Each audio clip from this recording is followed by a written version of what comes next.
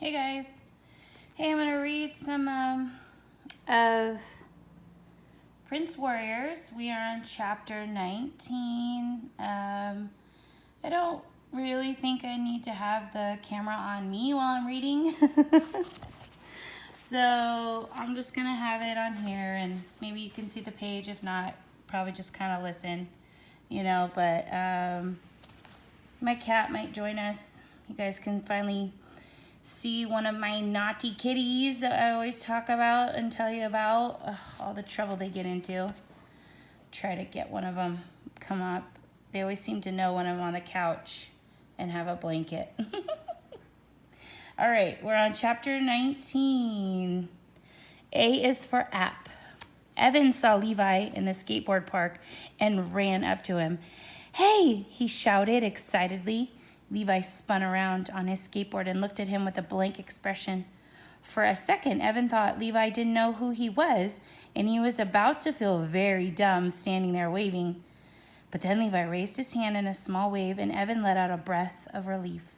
He watched as Levi skated toward him, spun around, and flipped his board into the air, catching it in one hand. "Hey," Levi said. He bobbed his chin up slightly, his version of a greeting. Evan thought it was cool. "Hey," Evan said. Xavier walked up as well, his hands in his pockets. He didn't say anything at first, just smiled awkwardly. "What's up?" Levi said. Xavier shrugged. "Not much. You?" Levi shrugged. They looked from one to the other, not speaking, as if they already knew what the others were thinking.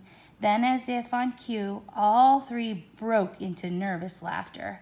The awkwardness they'd felt a moment ago dissolved. Together they walked over, to a picnic table and sat down. Levi leaned his board against the bench. Xavier pulled out his phone and showed Levi the app. "That's weird," Levi said. "I have that on my phone too." He took his phone from his pocket to show them. "It just showed up yesterday, unseen.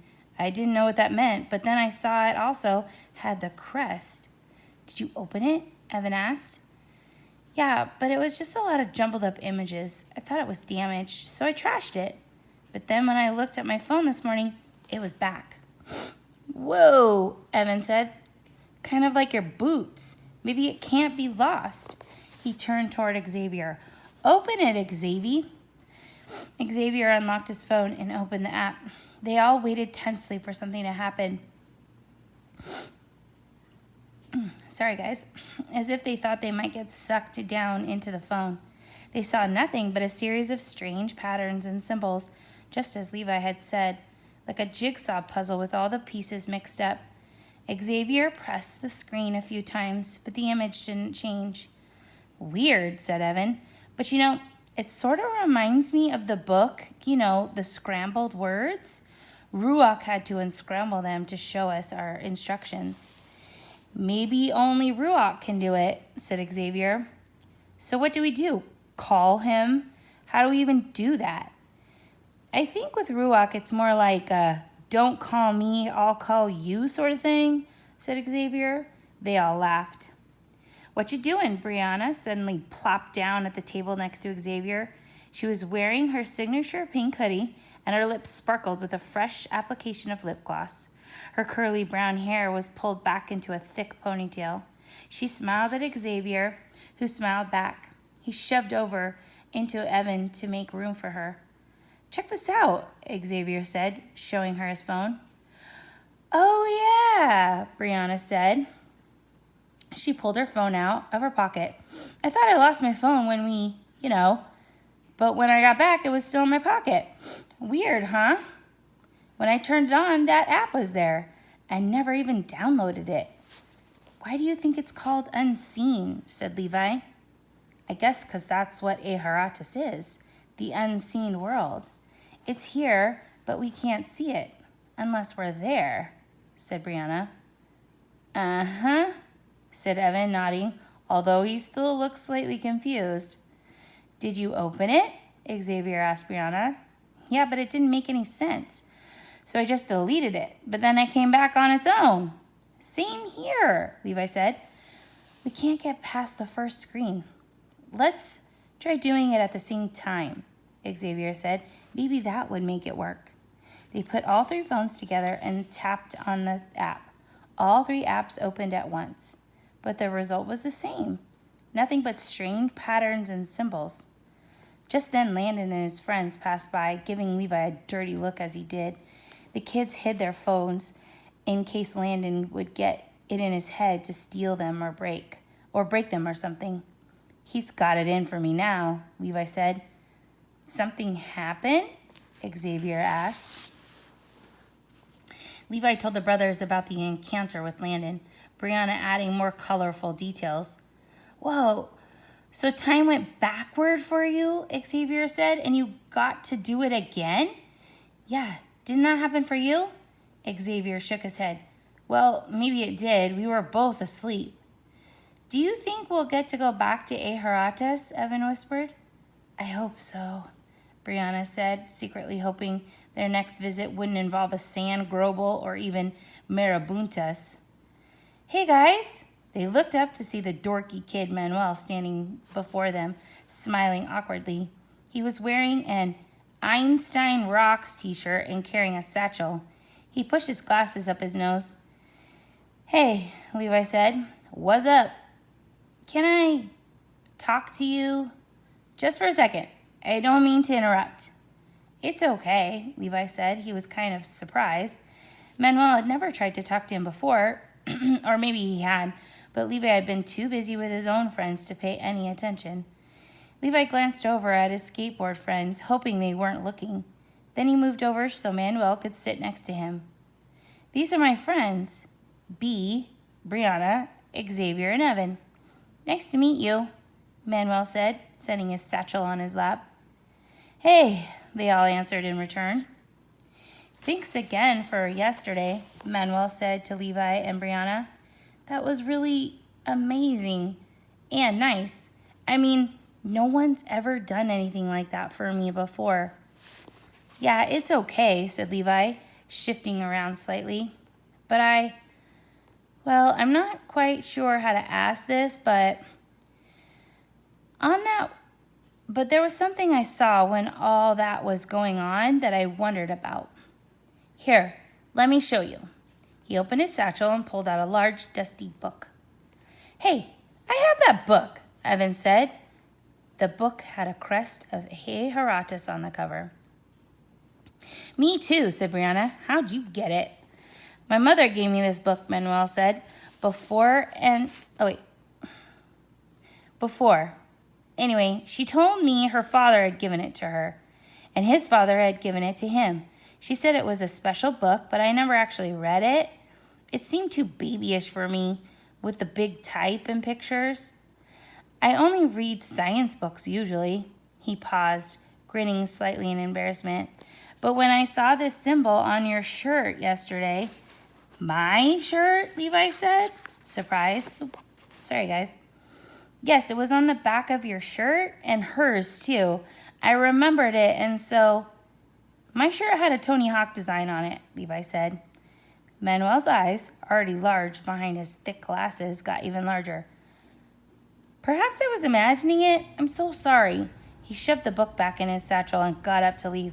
Wait, Xavier said. Levi and Evan glanced at him.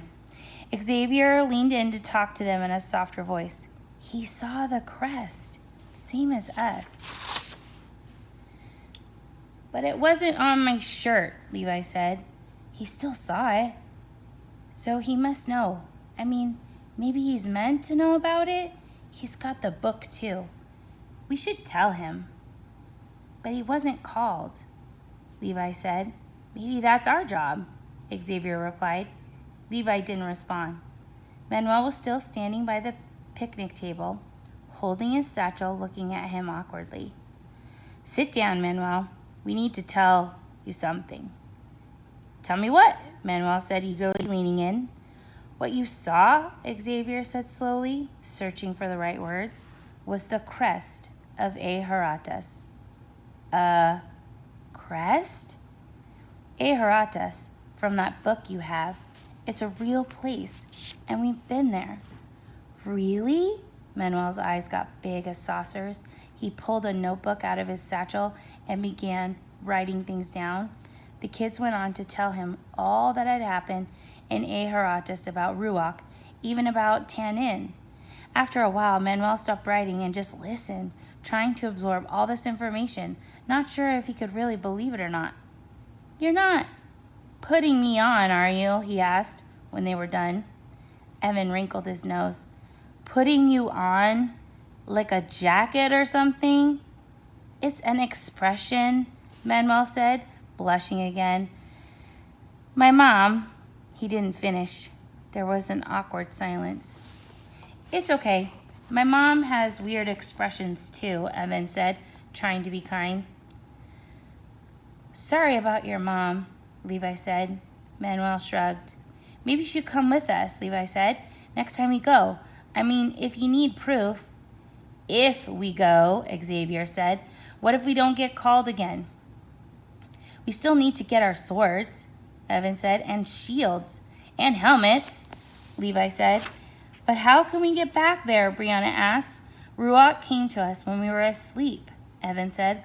"I wasn't asleep." "I wasn't asleep," Levi said. "Are you sure?" "Sure, I'm sure. We saw the crest over Landon's head, and we grabbed it." "You grabbed it?" Manuel repeated. "Bean and me." "Bean?" Manuel's eyes narrowed, and he pushed his glasses up his nose. Levi pointed at Brianna. She rolled her eyes. "Perhaps I could create a computer model of the crest," Manuel said, "like a 3D simulation. Then we could all..."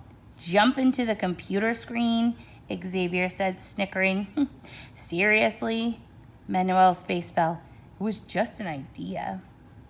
"Maybe if you made a hologram projection like they do in that show Jet Force," Levi began. He knew about Manuel's penchant for science projects. He figured if anyone could do it, Manuel could. "I'd have to develop a program," Manuel said. "It would take time." Evan broke in. "Or you could just go over and try to get Landon to start bullying you again, then maybe the crest will show up."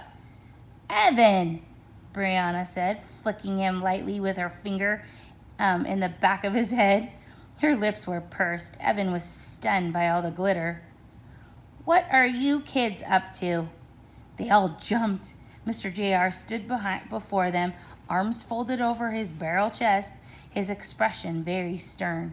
They all fell silent, not wanting to meet his eyes. Maybe they weren't supposed to talk about Eharatas. Maybe he was going to scold them. It sure looked like it. Then Mr. JR broke into a grin.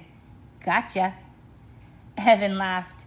"You got us." They all breathed a sigh of relief. "I figured you kids were trying to figure out how to get back to Eharatas," Mr. JR said.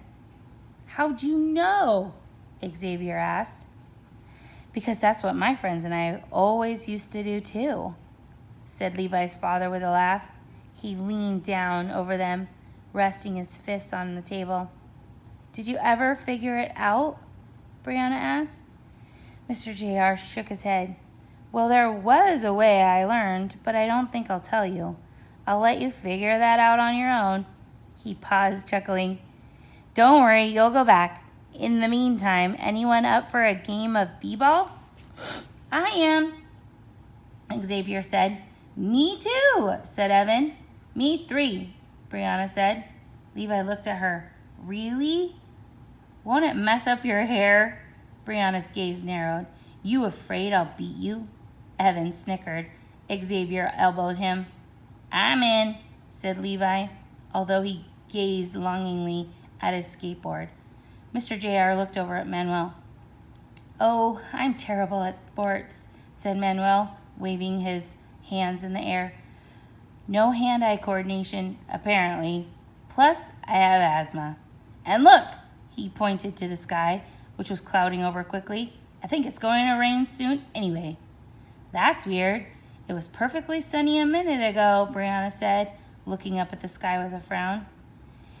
"It's not raining yet," Mr. JR said. "We've got time for a game." "I don't know," said Manuel. "Come on," Evan said with a grin. "We'll go easy on you, promise." Manuel stood near the basket while the other kids ran around the court dribbling and passing the ball. Every once in a while, someone passed him the ball and he threw it at the basket. He missed by a mile, but he didn't seem to mind. It was sort of fun. He couldn't remember the last time anyone had invited him to play a game. He usually stayed in his room by himself, working on his experiments and inventions. It was just easier than dealing with other kids because they always thought he was too weird. His dad made him go to the rec. His dad taught summer courses at the local college and didn't like Manuel being all alone in the house, especially since he almost burned it down once in a science experiment gone wrong. "It was just a small explosion," he had told his father when he came home. "I only singed the curtains a bit." His father had been less than understanding. So now Manuel was doomed to spend the rest of his summer at the rec, being tormented by bullies and otherwise ignored. He'd been counting the days until school started. 5 more to go. But now, all of a sudden, he had some friends, all because of that awful mummy incident. "Yo, Manuel, you're up." Xavier dribbled around Levi's flailing arms and passed the ball to Manuel. He caught it, the force of the ball nearly knocking the wind out of him. "Throw!" Manuel saw Evan coming for him. He panicked, looked up, and threw the ball into the air underhanded. It went through the net the wrong way, in the bottom and out the top. Evan and Levi fell down laughing. Xavier caught the ball and gave Manuel a gentle knock on the shoulder. "You just need to practice, dude." Manuel smiled, and his smile faded when he saw who had just come into view. Landon sauntered across the court and sat down on the bench along the side. He was alone, no gang of bullies backing him up. Manuel had never seen him alone before. Landon's menacing eyes bored holes in Manuel's stomach. "Hey guys, I think I'm going to go in now," Manuel said. He was having a hard time breathing. "It's just my asthma. I need to get my inhaler." As if in answer to his dilemma, a drop of rain fell on his glasses. He wiped the lens and squinted, glancing up. Dark clouds were rolling across the sky, gobbling up the last bit of blue. "Oh, look, it's raining anyway. We should go in, shouldn't we?" "It's not raining that hard," said Evan. "Besides, you can't leave in the middle of a game," said Levi. "Well, I really don't think," Evan stuttered, backing away from the court. Levi followed his gaze and saw Landon sitting there on the sidelines, watching. He nodded, understanding. "Don't worry, my dad is here. Landon's not going to try anything." Xavier dribbled the ball a couple of times, but before he could shoot, Mr. JR blew his whistle and put his hands out for the ball. Xavier bounced it to him. Manuel breathed a sigh of relief. Perhaps they were going in after all. More fat raindrops were falling, making splotches on the court. But then Mr. JR turned to Landon. "Hey, Landon, you want to play?" The 4 kids froze. "What?" Manuel whispered, his knees actually knocking together.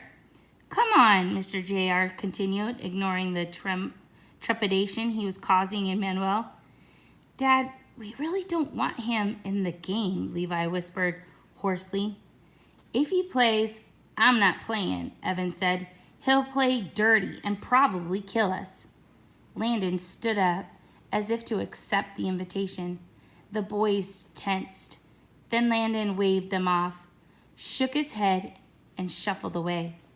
Manuel's shoulders relaxed, and he breathed a little easier. Maybe he wouldn't need his inhaler after all. The danger seemed to have passed. "Come on, let's play," shouted Evan. A loud boom of thunder clapped overhead. All the kids jumped, startled. Mr. JR looked up. "Looks like a storm coming through," he said. "I knew it," said Manuel eagerly. "We should really go inside. Deadly lightning strikes are 22% more common during outdoor sports activities. Heavy dark clouds were swiftly rolling in. Everything around them got dark very suddenly, like a giant shade had been pulled across the sky. Another loud crash of thunder. A gust of wind caught them unawares, snatching the ball from Mr. JR's hands. It bounced over to Manuel, who managed to catch it before it got away. He held onto it tightly as another gust of wind nearly knocked him over. Mr. JR blew his whistle. "Everyone in!" he yelled, as lightning streaked through the dark clouds above. Rain splattered into the basketball court. With another huge crack of thunder, the clouds seemed to split open, pouring down rain from a celestial bucket. Mr. JR trotted off the court, corralling the kids into the building. Xavier, Evan, Levi, Brianna, and Manuel followed quickly. The girls on the volleyball court and the kids playing kickball scurried into the building, covering their heads. Once inside the rec, most of the kids went straight into the gym to resume their games. Others sat down at tables and started making lanyards and doing crafts. Miss Stanton scurried around passing out the art supplies, trying to get all the kids settled in some activity to keep them occupied. Levi, Xavier, Evan, and Brianna sat together at a table and pulled out their phones once more to try and figure out how to work the app. Manuel opened his satchel and pulled out his inhaler, although he didn't really need it. He stood near the door, leaning against the wall, hoping to just stay out of everyone's way. The rain pounded hard on the roof, lashing the windows. He turned to look out the small window in the door and saw that Landon was still standing by the fence, not making any move to take shelter. He was just staring at the rain, getting drenched, oblivious to the lightning and thunder. Manuel's gaze drifted to the rain pounding the basketball court. Cloud bursts were fairly common this time of year, but still, there was something very odd and unsettling about this particular storm. The puddles and the court were filling up very fast. Nearly the entire basketball court was already underwater. That seemed highly unusual. And then something even weirder happened. A giant gust of wind swooped into the basketball court and began churning the water. The puddle in the court was now spinning like a whirlpool, rising up into the air. Manuel's mouth dropped open in alarm. He motioned to his new friends to come over and look. Levi got up and went to stand by him. "Do you see that?" Manuel said, pointing. "Yeah," said Levi. "Some crazy rain." "What's the matter?" Brianna had come over as well and was looking over Levi's shoulder. The wind was so strong now, it bent the trees around the court nearly double and blew the swings up and over the swing sets in full circles. The whirlpool in the basketball court grew taller, churning even faster. It looked now like a small tornado. Xavier and Evan joined the others at the door. "What's going on?" said Xavier. "It's bad," said Evan, "like last night." Xavier and Evan glanced at each other. "Look!" Brianna shouted. "Are you seeing what I'm seeing?" Hovering in the air above the fast-growing tornado was a large golden image of the crest of Eharatas. It turned slowly, glimmering through the dark sky. "Whoa!" said Evan. With that, they could not see what they could not see was Ruach in the middle of the whirlwind, twisting his robed arms in a circle as if making the winds go faster. He picking up more and more of the rainwater spinning into the air. "Come, warriors." "Did you hear that?" Xavier said. "Hear what?" Brianna said. "Come, warriors, into the wind. Now." "I heard it too, I think," said Evan. "It sounded a lot like Ruach," Xavier said. And yeah, it did. Into the wind. They all heard it that time.